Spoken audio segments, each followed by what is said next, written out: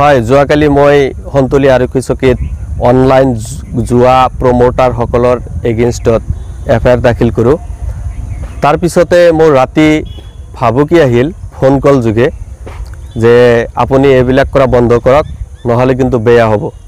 মই এইটো কথা বুজি নাপালোঁ, সমাজৰ কাৰণে ভাল এটা কিবা কৰিব গ'লে ফোনৰ ভাবুকি আৰু মানুহজনে কৈছে বহুত ডাঙৰ পৰিয়ালৰ মানুহ, বহুত টকা ইনকাম তেওঁৰ, সেনেকুৱাকৈ মই ভাবুকি দিছে।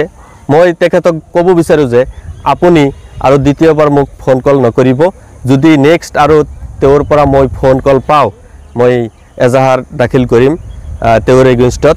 যিহেতু মই সমাজৰ কাৰণে ভাল কিবা এটা কৰিব গৈছোঁ, জুৱা প্ৰমোটাৰৰ ছাপোৰ্টত তেওঁলোকে মোক ফোন কৰিছিল। বিশেষকৈ যিসকল ব্যক্তিৰ মই নাম তাতে দিছোঁ তেওঁলোকৰে আত্মীয়, মই নাম ক'ব বিচৰা নাই। গতিকে যদি আৰু নেক্সট টাইম মোৰ এগেইনষ্টত মানে মোৰ ফোন কল যোগে ভাবুকি দিয়ে মই এফআইআৰ দাখিল কৰিম। মোক ফোন যোগে কৈছে মই চাই ল'ম, মই বহুত টকা ইনকাম কৰোঁ, মান্থলি বহুত টকা ইনকাম কৰোঁ, এনেকুৱাকৈ মোক ভাবুকি প্ৰদান কৰিছে। সেই ক্ষেত্ৰত আপুনি কিবা ব্যৱস্থা গ্ৰহণ কৰিছে নেকি? নহয়, মই এতিয়ালৈকে তেওঁক মই সতৰ্ক কৰি দিছোঁ। লাগিলে মোৰ ওচৰত প্ৰমাণ আছে, মই তেখেতক সতৰ্ক কৰি দিছোঁ যে আপুনি মোক আৰু নেক্সট টাইম ফোন নকৰিব আৰু কোনো ধৰণৰ ভাবুকি যদি দিয়ে মই কিন্তু এফআইআৰ দাখিল কৰিম। মোক ফোন যোগে কৈছে মই চাই ল'ম, মই বহুত টকা ইনকাম কৰোঁ, মান্থলি বহুত টকা ইনকাম কৰোঁ, এনেকুৱাকৈ মোক ভাবুকি প্ৰদান কৰিছে। সেই ক্ষেত্ৰত আপুনি কিবা ব্যৱস্থা গ্ৰহণ কৰিছে নেকি? নহয়, মই এতিয়ালৈকে তেওঁক মই সতৰ্ক কৰি দিছোঁ। লাগিলে মোৰ ওচৰত প্ৰমাণ আছে, মই তেখেতক সতৰ্ক কৰি দিছোঁ যে আপুনি মোক আৰু নেক্সট টাইম ফোন নকৰিব আৰু কোনো ধৰণৰ ভাবুকি যদি দিয়ে মই কিন্তু এফআইআৰ দাখিল কৰিম। অনলাইন জুৱা প্ৰমোটাৰ সকলৰ এগেইনষ্টত এফআইআৰ দাখিল কৰোঁ।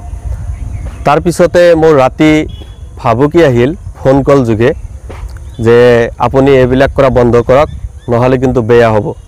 মই এইটো কথা বুজি নাপালোঁ, সমাজৰ কাৰণে ভাল এটা কিবা কৰিব গ'লে ফোনৰ ভাবুকি আৰু মানুহজনে কৈছে বহুত ডাঙৰ পৰিয়ালৰ মানুহ, বহুত টকা ইনকাম তেওঁৰ, সেনেকুৱাকৈ মই ভাবুকি দিছে।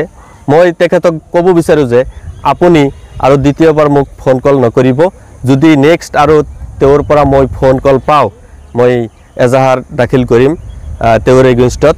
যিহেতু মই সমাজৰ কাৰণে ভাল কিবা এটা কৰিব গৈছোঁ, জুৱা প্ৰমোটাৰৰ ছাপোৰ্টত তেওঁলোকে মোক ফোন কৰিছিল। বিশেষকৈ যিসকল ব্যক্তিৰ মই নাম তাতে দিছোঁ তেওঁলোকৰে আত্মীয়, মই নাম ক'ব বিচৰা নাই।